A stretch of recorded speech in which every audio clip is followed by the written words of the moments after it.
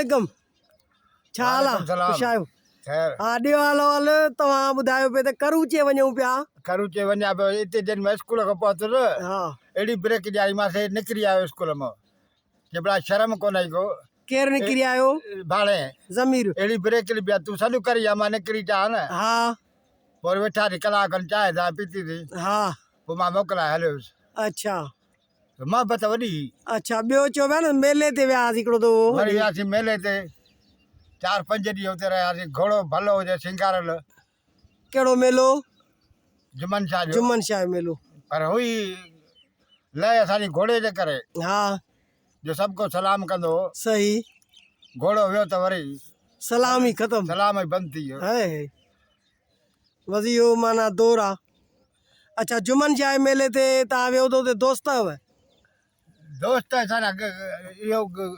वॾनि जी दोस्ती वॾनि जी रखड़नि था अच्छा हुते रहंदा उहे वीचारा इज़त कंदा जी चाचा जी दोस्ती असांजी न हुई अच्छा माशाल्लाह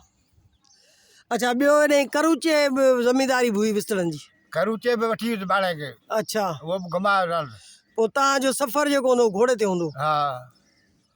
सही करूचे घणो रहियुसि सही मां जी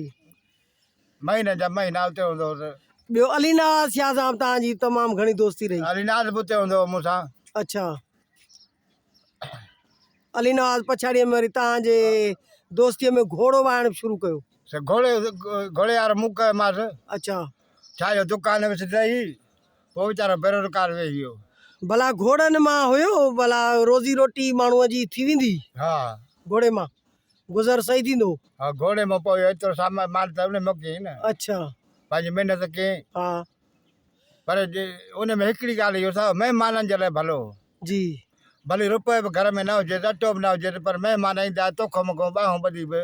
लिक में 5 रुपया वठी हुनखे खाराईंदो अलीनाज शाह हा माशाल्लाह वॾो दिलेर हो साईं अच्छा भला घोड़ा जेको वाईंदा हो त घोड़नि जो ख़र्च बि हूंदो ख़र्चु वॾो हो घोड़नि जो अच्छा हा घोड़ो घटि में घटि सस्ताई मतिलबु 1000-1200 खाईंदो तारीख़ हा पोइ कमाई एतिरी हुई कमाई मुंहिंजे लाइ गंज हुई अच्छा मां शाम जो बसि 4 बजे 500 600